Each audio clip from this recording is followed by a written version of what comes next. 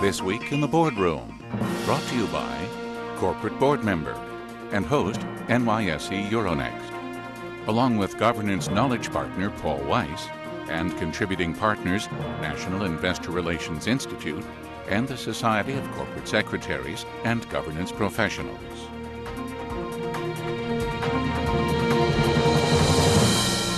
Welcome to this edition of This Week in the Boardroom. I'm TK Kerstetter with corporate board member, and once again it's my pleasure to introduce my co-host, Scott Cutler with the NYSE Euronext.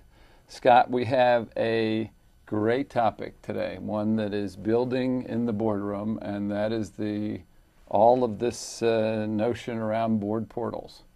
And as we say in the title, that they're taking flight. Board portals are taking flight. We're asking if people are on board. And with us to take a look at this is our guest, Joe Ruck, who's the president and CEO of BoardVantage. Welcome, Joe. Thank you, TK. Pleasure to be here. We know that BoardVantage does a great job in sort of pioneering the board portal concept, and you have, particularly in the Fortune 500 companies, a lot of companies on board, a lot still to go. People are just getting used to this. But I think probably the best thing that we could do to start this off is let's describe exactly what a board portal is to make sure that our audience and us are all on the same page. If I were to give a Cliff Notes definition, what I would say it's a secure communication platform by which board members can access their board materials online. And so what typically would happen is a member of the GC staff would send an alert and let the board members know the information is available, at which point they go to the secure portal and get access to all the information there. And that gives them, of course, the benefit of immediacy that you get with any online access. But it's also a very secure environment because that's one of the driving forces behind the board portal market is providing something which provide a complete secure umbrella around this very confidential information. There's a final element in it, and that is what we refer to as the toolkit, and that is for the general counsel and the corporate secretary, who are actually the ones that actually build this mini website, if you will, for the board. And so it lets them assemble all the board information, manage, and then place it in the portal in a way that it's easily consumable for the board members. So the core of this is really the big board books that in the past had to have been sent out, and the updates and everything. All this becomes sort of a matter of electronic ease by sort of eliminating that process, correct? Yeah, one of the big problems with, of course, the traditional paper process is the delays in distribution. Also, when you look at a typical process that takes place right before the distribution of the information, or maybe last-minute changes, which could force copying and recopying, and it could be quite a fire drill to get ready for a board meeting. Now everything is digital, so if there's last-minute changes, those changes can be implemented instantaneously. And now perhaps the VP of Marketing has an update to a strategy that she wants to take advantage of and present, then that can be done on the fly, without creating any disruption. Other advantages is that it actually goes beyond the actual meeting process, because now you open up an avenue of communication between meetings, and increasingly in today's world where there's real need and also a willingness on the part of board members to get more information about what's going on in the company to improve the overall level of transparency, having that secure channel is a great benefit. So it creates an efficiency, and it creates a greater speed, and also nowadays in particular it creates an interactivity, which is the latest generation of board portals that you could never have in a paper environment. Joe, you come from the Silicon Valley, my home. Mm-hmm. You're a technology company, and technology companies over the last decade have been defined by waves, whether that was internet, mobility, and now we've seen a new platform really develop, which is around and built around the iPad. How has this wave of new technology and new platform, particularly around the iPad, impacted your business and where you think this is going? Well, the iPad for us, and I think for the entire industry, has actually been a game changer. Technology is not a stranger in the boardroom. It's been there for years in the form of a laptop with a browser. But what I would say is that the impact of the technology has been muted. Now with the advent of the iPad, which really it's hard to think it's only been 18 months since it first came to market, it's basically transformed the entire space. And whereas before we had scattered adoption, we had boardrooms where perhaps you would have half the board on a laptop and half the board on paper. Now you see a uniformity, and the whole idea of the paperless boardroom, which is to basically eliminate all paper, which looked to be an elusive goal for years, is now all of a sudden a reality. The other thing you're seeing is that from our personal perspective, our company, we've seen an exponential growth in the demand, literally 4 to 5x. And then from the director's perspective, whereas in the past there was a split in the boardroom where you have the more traditional directors want to go one way, the more progressive going another way. Now you see broad-based advocacy among the entire board to take technology in the boardroom. And it is all because of the iPad. I mean, you think about the iPad, most people are familiar with it, of course, but when you look at it, for a board member, it has basically crossed a usability threshold. What you have here now is you have a device which provides you all the immediacy of online access like you had it in a browser and a laptop, but now you also have the familiarity and the readability of print. So you have something which is not just better than the browser, it's also better than print. And that is a big improvement. And by the way, the iPad is a device which has a very rich graphics and animation engine in it.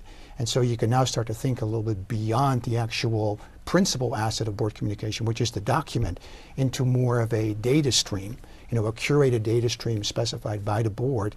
So you think about a documents plus data environment as opposed to just a pure document environment, which we've seen only in the past. Well, talk a little bit about that, which is documents are pretty static, and a lot of the information that boards demand today can be real-time, analytics-driven. Is that where the future is going? Yeah, the way that we look at it is we sort of mapped out the board portal space over the past 8 to 10 years. It started out as an access-only portal, and what I mean by that, a one-way form of communication, which was basically just provide me an online secure envelope for my board book. Okay, a couple of years later, the demands developed for more of a process orientation that was driven partially by the director side, where look, I want to take my written consents online, I want to take my director questionnaire online, but also on the GC side, give me more tools around building the board book so that it doesn't double my workload, because I'm in an environment where I have print and online. Now I got to do twice as much. So we built functionality that lets you take that toolkit and have 2 different kinds of output. But now where you see it going is now you're in an environment where security is something which is much better understood by customers, and demands have gone up. Mobility, because of the iPad, has become a major force. And then with the iPad and its materially higher level of graphics and animation, really a different league than the browser, you could begin to do things that you simply could never do in the browser technology. And that is playing towards an interactivity that board members are looking for nowadays. Now I'll give you just a couple of examples of that. A simple example, and one that would be obvious to everybody, is the annotating of board books. So you can make a note on it, but nowadays, because the iPad is such a good graphics engine, you can literally use freehand, circle a phrase, highlight it, either by stylus or using your finger, or you can even drop a pin, to like you do on, say, a Google map to identify a location, a particular point in the board book. This is all part of a bigger trend, and so it goes to this idea of data. And what we see is that now an angle is possible, whereas in the past, like you said, Scott, it was all about the book. Now data, which traditionally was captured in spreadsheets and things of that nature, which were basically inaccessible to board members, with the iPad now suddenly becomes something that they can start seeing because of the visualization in a way that is meaningful. No director wants to troll through a 40-page workbook, but if you can present it in a bubble chart and perhaps even interact with it, because on the iPad you've got such great interactive capability, you could move your finger, just imagine, across a chart and look at it at one point in time compared with another point in time.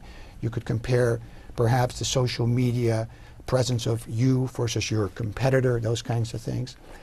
So the broader trend is look, documents are going to retain their place as the principal assets, but data is going to be the thing that is going to add a level that we haven't ever seen before. It is funny that looking at the demographics of a board, that the iPad was a jump start, to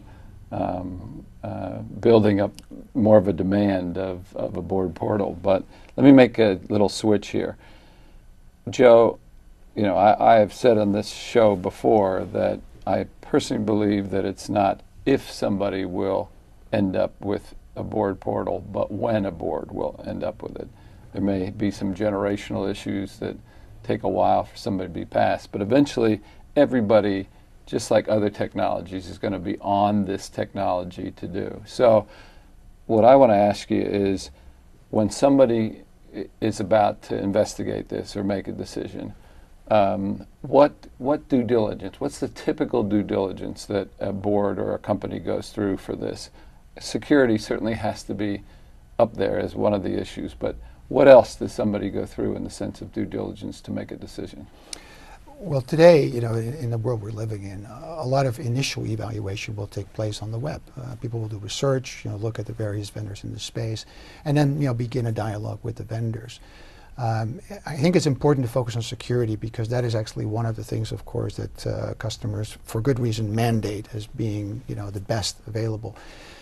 Security is something which people normally think of as solely as a hacker, a teenage kid or something like that breaking into the system or worse. But if you look at the broader threat environment, you realize that it's not just external, it's also internal breaches. And of course, for directors, it's issues surrounding discoverability and then human error. And so when we look at this threat environment, we look at it very broad. And when you build a system that can deal with those kinds of threats, what you realize is that it isn't just adequate to put in a antivirus appliance or a firewall and put a password on something. You really have to build the architecture from the ground up with security in mind. That means you've got to re-architect your data center, your QA environment has to take it into account. Your entire development team is now taken security as a key criterion in everything that they develop. You've got to hire for that. By the way, it's not just the development and the technical team, it's also your customer support team. There's data that flows back and forth. Customers have to be provisioned in the system. So there's processes that have to be implemented to secure every step of the way. And so what you're looking at then is pretty soon is like a multi-million-dollar type investment. And so when customers are looking at a board portal vendor, they should ask themselves the question, okay, is this a particular vendor that has the track record? Can I analyze their processes? Can I do a test that would let me verify that all these things are in place? There are other best practices that we point to. There are some technical things that are important. You got to make sure you have the right stack, and I don't want to get into the particulars of the techiness here, but there's a Linux stack which is considered to be by IT professionals to be the best for security reasons. There is another consideration, which is that if you as a customer use a hosted system and there's primarily the applications out there are hosted, you've got to make sure that the vendor cannot see the board data, right? So we have a system that does not allow anybody in our team to see the company's data. And then the final thing is, you need to understand what kind of evaluation process there have been in place. Have other customers of certain stature equivalent to yours, purchase this particular application? It isn't so easy to evaluate whether somebody's security is adequate. That takes particular expertise. But so if you have a list of prestigious customers, Fortune 500s, Fortune 100s, who have already gone through that process, who have already done their own due diligence, did things like penetration tests, ethical hacks, you can take some confidence in that. But that should be an important criteria. So that's the security. Beyond that, a lot of customers nowadays, after getting an initial presentation, are going to want to test it themselves. And so we make test instances available. So let the customer actually put their own content in, go through that process of actually building a board book. Perhaps they have one or two directors as part of that preliminary evaluation. Every company has their own sort of set of criteria, but they all share this idea of, look, we want to put our hands on it to make sure that we know what we're getting into, particularly make sure that it's secure enough and easy to use enough. So that's just a handful of things. Of course, there's other ones, but if you start out with that, I think it's a good way to get the discussion going. Scott? No, I think we covered the topic pretty well. Joe, thank you for joining us today. It's my pleasure. This is a topic that we'll have to have you back as this continues to evolve, because I have a feeling it's going to be a very important topic in the boardroom. So that will conclude this edition of This Week in the Boardroom. We hope you found it informative. We'll be back next week with another critical issue that will help you be a better board member or committee member, and we'll see you then.